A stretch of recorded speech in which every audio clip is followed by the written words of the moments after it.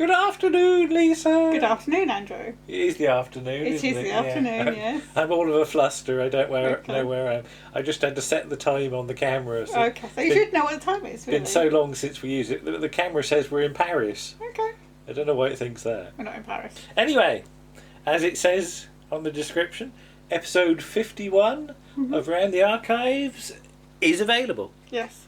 Or as it says on the cover, the 51st RTA podcast. And there is the cover by Martin. There we go. Lots and lots of pictures. There you go. So, what do we have? Well, it's a bit of a sci-fi theme, isn't there, really? In some ways. In some ways, yeah. not completely. Yeah. But we kick off with Simon and Ken from the ExtonMoss Experiment, whom, well, we were talking to last night, funnily enough, yes. we? But we will say no more about something. that. Looking at, do you want to hold it up? Out of the Unknown. Can you do the music? No. No, it's all right, I won't attempt that. Out of the Unknown, the machine stops. Okay.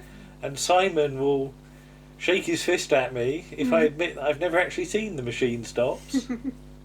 Have you seen the machine stops? We've only seen about one or two on there, haven't we? I've seen a few Out of the Unknowns, some of which were actually from Simon's copies in the 90s. But now that release is the official one, isn't it, from the BFI, with things looking a bit sprucer than that. So, yes, it is definitely one of those things we should get round to seeing. Yes. But as always, Simon and Ken do like a mini episode of their podcast inside ours, and they always say it's a bit like Whizzer and Chips. Yeah. So you can pull their podcast out and it exists as a whole. So they've got the Black Archive stuff, the Tonic Screwdriver, the full ExtonMoss Experience. Yes. Bit smaller. All jammed into a mini one. So that's fun, and hopefully they will be back at some stage. Yes. Next up, Martin, who of course did the cover, sort of flexes his graphic design muscles a bit. Yes. As he goes through the title sequence to the $6 Million Man. Now, I find it amusing that a podcast looks at a title sequence, because it is a very visual thing. Yes. But Martin, of course, is our sort of visual graphic expert. So he's able to go through it with a fine-tooth comb and really see what's going on there. As I say on the piece, and as you say, $6 Million Man is not something we really know. No. I know it. I know it was on, but I never really watched it. It does get a mention in Arthur C. Clarke's Mysterious World. Okay. He's in one of the episodes about funny weather, when an ice thing comes through somebody's ceiling in America, and they were watching the $6 Million Man at the time. Right. Okay. So there you go. And of course, the Bionic Woman, Lindsay Wagner, turns up on Who Done It, doesn't she? She does. Yes. With Magnus Pike. Yes. So there's a weird combination. Yes. But yeah, interesting to look at a title sequence rather than a program. So yeah, good stuff. Next up, first of a two-part article by Paul and Nick, looking at Armchair Thriller. Yes. Now we couldn't work out whether we had Armchair Thriller or not. We don't. We've got Thriller and we've got Armchair Theatre. But as Nick says, Armchair Thriller is sort of both of those things bolted together. So yeah, they go through the first season, which I don't know at all. I don't even know the second season, and they will return to look at the second season in due course. I don't know whether it will be next month, but we'll see. Okay. We'll see how things go. We're thinking about 52. We are. And scratching our heads a bit at the moment, but we have things to pull out of the bag, hopefully, on that front. And to round off, shall I do the song? If you want to. I'm not going to do the song. Okay. Anyway. It's Captain Zep, Space Detective. Super Space Detective. Well, the show is called... Yeah, but yeah. Yeah, in the song. A series that, again, I don't really remember watching, but I knew was was about, I guess. You were a bit younger than me. Did you watch it or not? Possibly. Possibly. You're not sure. No, don't really remember. But yeah, sadly a show with no official release. So there's nothing we can wave at the camera. No. Except for the things that we can wave at the camera. Okay. Because proving that we've got books all over the place. When did this arrive? Yesterday. Yesterday. So inside BBC television. There's also something on the table you can wave. A year behind the camera, is there? What's on the table? On top of your box. Eh? On top of your box. On top of my box? There. What's that? Oh yes, all right. I'd forgotten about that. But yes, this is a behind the scenes book looking at the BBC.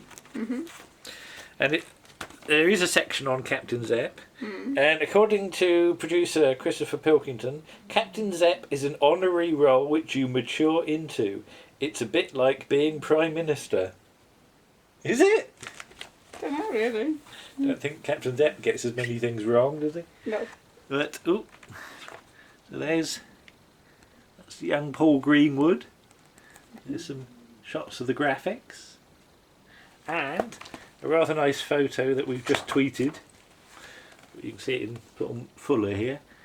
The blue screen used in the studio. Look at all those studio lights. I don't know who the group of people in the corner are, but hanging about. Sort of technicians and sorts, I suppose. And you've also got a Radio Times. Look at that. We've got 2 Radio Times. Well, we've got 2 Radio Times, but this is the one with the pictures in. John Craven's Back Page. So that's for series 2, isn't it? So there's Richard Morant and Chums. Yeah, we have to say a special hello to Tracy Childs. Hello, Tracy. Who we mentioned in the article and said we should ask her about it. And I plucked up courage to do that, and she was very nice about being asked about it. So she has obviously enjoyed doing it. Fond memories of doing it. Yes. So that was nice. Although we've now inadvertently ended up sort of copying her into a very long Twitter thread about the set design for the walls on the spaceship. Yeah, so sorry for that. Yeah, apologies, but yeah, you get yourself mixed up with around the archives, and this is the silly thing. And here's the listing for 440. There you go. And yes, you could write in and get your special Solve logo. Which we haven't been able to track down. No. Although, who was it? Chris Orton says he's done some he's Solve done designs a logo, on his Redbubble shop. But frankly, we've got enough mugs as it is, haven't we? Got our own mugs that barely fit in the cupboard. But yeah, so fun to do, Captain Zep. Yes, there you go. Oh, and you even got a birthday card from Captain Zep, didn't you? Is it Have a Cosmic? But it's not really from Captain Zep, is it? It's from Warren. But on the back, there's the shot of when Peter Davison met Captain Zep, because that's a sort of outtake where Davison comes on set and they have a good old laugh. Yes. So yes, there is episode 51. I think it came together in the end. Yeah. And we have to say that the Captain Zep article only sort of occurred because Andy used the theme music. Yes. In the Cleopatras, and it was in my head forever, wasn't it? And I thought, oh damn it, let's do Captain Zep. Yes. So, as we said, episode 51 is available. The link is below on SoundCloud, Player FM, iTunes, Podchaser, Spotify, Podcasts Are Us, or something. I don't even know. That'd be a good place, wouldn't it? Where's me doodah gone? Every time. Every time I lose me doodah, there it is. So, hope you enjoy it, and we'll see you again soon, we hope. Yes. Bye-bye. Bye.